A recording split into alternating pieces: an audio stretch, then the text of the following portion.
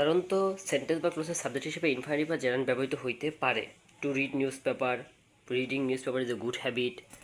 আচ্ছা, আর এটা হচ্ছে জেরান্ডের পরে যদি অফ থাকে তাহলে জেরান্ডের পূর্বে দি ব্যবহৃত হয়ে উল্লেখ্য দি এর পূর্বে দি এবং উল্লেখ্য জেরান্ডের পূর্বে দি এবং অফ যুক্ত হলে তাকে ভার্বাল নাউন বলা হয়ে থাকে। আচ্ছা, তারপর দ্য রিডিং অফ বুক, এখানে রিডিংটা হচ্ছে ভার্বাল নাউন। আর non countable noun with qualifying phrase the, non countable নাউনের পর যদি অফ তাহলে পূর্বে দি বসে। নন কাউন্টেবল নাউনের পরে যদি অফ থাকে, ঠিক আছে, তাহলে নাউন কাউন্টেবলটির পূর্বে দি ব্যবহৃত হয়ে থাকে। এটা মূলত non countable noun with qualifying phrase the হিসেবে উল্লেখ করা হয়েছে এখানে।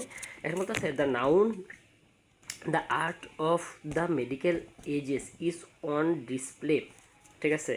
এখানে বলতে আচ্ছা, এখানে বলতেছে দিয়ের মূলত ব্যবহারটা উল্লেখ করছে নন কাউন্টেবলের পরে যদি কোনো একটা অফ বসে, যেমন আর্টের পরে সাধারণত অফ বসে, art of the middle age, এখানে বলতেছে art of the middle age মানে মধ্যযুগের, এর পূর্বে অবশ্যই দি লাগবে, এটাই বলছে। আচ্ছা, ডেসপাইট এবং ইনস্পাইট অফ, ঠিক আছে। আচ্ছা, ডেসপাইট এবং ইনস্পাইট অফ ব্যবহৃত হয়, এদের পর সাবজেক্ট প্লাস ভার্ব ব্যবহৃত হয় না। ডেসপাইট বা ইনস্পাইট অফ থাকা অর্থ সত্ত্বেও অর্থ বোঝায়। কি বোঝায়? সত্ত্বেও অর্থে বোঝায়, মানে সত্ত্বেও, কোনো কিছু করা সত্ত্বেও, থাকা সত্ত্বেও। আচ্ছা, ডেসপাইট এবং ইনস্পাইট অফ ব্যবহৃত হয় এবং এদের পরে সাবজেক্ট প্লাস ভার্ব ব্যবহৃত হয় না। Despite the delay, despite the delay they arrived on time, এটা এখানে ফার্স্টে বলছে in spite the delay they arrived on time. Despite, আর এটার কারেক্ট সেন্টেন্সটা হচ্ছে ডেসপাইট, ঠিক আছে। ডেসপাইট বা ইনস্পাইট থাকলে অবশ্যই অফ বসাইতে হবে ইনস্পাইটের সঙ্গে। In spite of the delay they arrived on time, despite the delay they arrived on time. আচ্ছা, অল দো, ইভেন দো এবং দো যদি অর্থ বোঝাতে ব্যবহার করে থাকে, অল দো, ইভেন দো এবং দো ব্যবহৃত হয় এবং এদের পর সাবজেক্ট প্লাস ভার্ব হয়। এরা সেন্টেন্সের প্রথমে বা মাঝে উভয় স্থানে ব্যবহৃত হতে পারে। কোথায় ব্যবহৃত হতে পারে? ফার্স্টে বা মাঝে উভয় স্থানে ব্যবহৃত হতে পারে।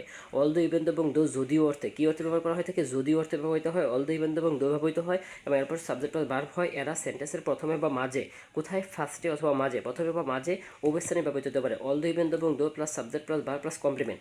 অল দো, ইভেন দো এবং দো অর্থ যদিও অর্থে ব্যবহার করা হয়ে থাকে এবং এদের পর সাবজেক্ট প্লাস ভার্ব থাকে, তারা সেন্টেন্সে প্রথমে বা মাঝে উভয় স্থানে ব্যবহৃত হতে পারে। কোথায় ব্যবহৃত হতে পারে? ফার্স্টে অথবা মাঝে উভয় স্থানে ব্যবহৃত হতে পারে। আচ্ছা, কজ, আর এখানে কোনো সেন্টেন্সে শুধু কারণ বুঝালে বিকজ, 6 নম্বর রুলে বলতেছে কোনো সেন্টেন্সে শুধু কারণ বুঝালে বিকজ বসে এবং কনজাংশনের কাজ করে, কিন্তু জন্য বোঝাতে বিকজ অফ ব্যবহৃত হয়। কারণ বোঝাইতে শুধুমাত্র বিকজ ব্যবহার করে থাকে আর জন্য বোঝাইতে বিকজ অফ ব্যবহার করে থাকে। প্রিপোজিশন ফর এর ন্যায় কাজ করে, এই বিকজ অফটা প্রিপোজিশন ফর এর ন্যায় কাজ করে, ঠিক আছে।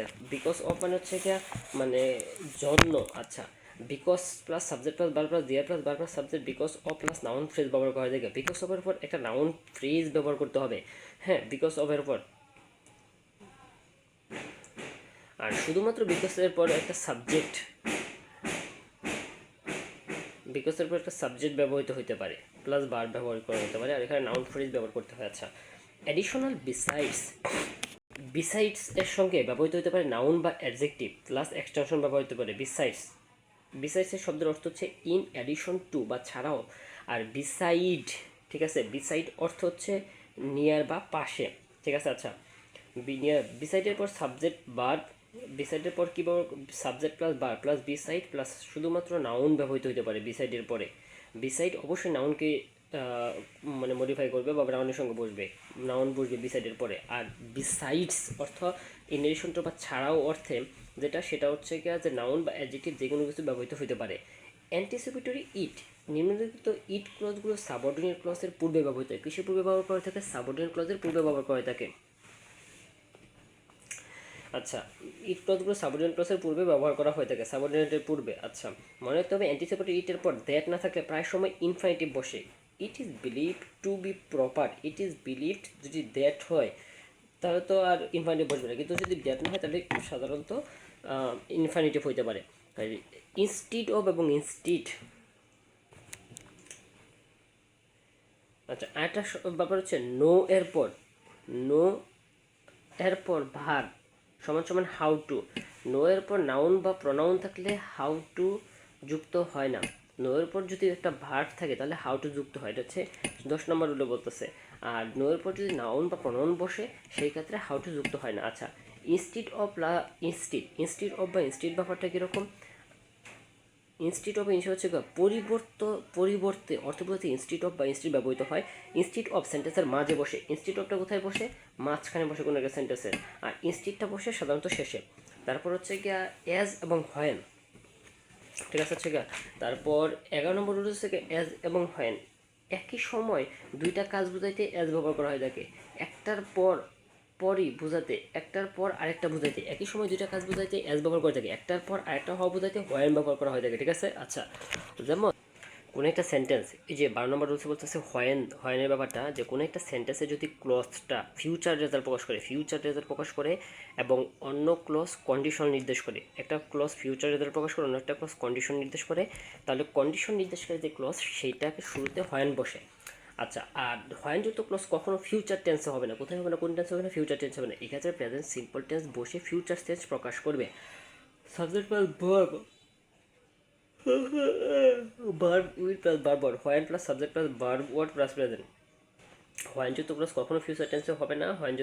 এক্ষেত্রে সাধারণত সিম্পল প্রেজেন্ট টেন্স বসে সেটা ফিউচার টেন্স প্রকাশ করে, ঠিক আছে। আচ্ছা, তো বসরে when plus subject plus verb plus subject plus verb present plus extension. আচ্ছা, আর যেটা উদাহরণ দিচ্ছে একটা হচ্ছে যে when the সানসেটস the temperature drops, when the সানসেটস the temperature will drop. অর্থাৎ পরের ক্লজটা কিন্তু দেখা গেছে যে ফিউচার প্রকাশ করতেছে, উইল ড্রপ বা শুধুমাত্র ড্রপস, ঠিক আছে, সেটা প্রেজেন্ট প্রকাশ করতেছে। প্রেজেন্ট মূলত কথা হচ্ছে হোয়েনযুক্ত সেন্স কখনো ফিউচারে যাবে না ক্লজটা।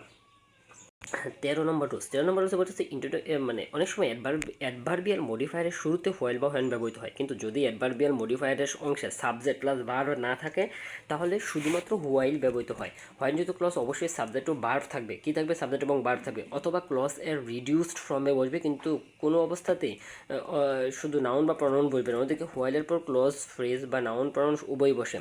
হোয়াইলের পর সব বসতে পারে, কিন্তু হোয়েনের পর, ঠিক আছে, হোয়াইলের পর যে কোনো ক্লজ, ফ্রেজ, নাউন সবই বসতে পারে, কিন্তু হোয়াইলের পর শুধুমাত্র ওই হোয়েনের পর শুধুমাত্র সাবজেক্ট ও ভার্ব থাকবে। অবশ্যই একটা সাবজেক্ট ও একটা ভার্ব থাকবে, ভার্বকে কন্টেন করবে, ঠিক আছে। এটা হচ্ছে মূল কথা। এখানে বলতেছে I was very homesick when student abroad, এটা ইনকারেক্ট দিছে। কারেক্টটা হচ্ছে I was very homesick while a student abroad, while a student abroad, ঠিক আছে। এখানে বলছিল I was very homesick when, এখানে হোয়েন হবে না হোয়াইল হবে। এটার মূল কারণটা হচ্ছে এরকম, যে এখানে এই উদাহরণটা দিছে, এই উদাহরণটাতে বুঝাইছি মূলত I was very homesick when a student, এই যে হোয়েনের পর আ স্টুডেন্ট হইতে পারে।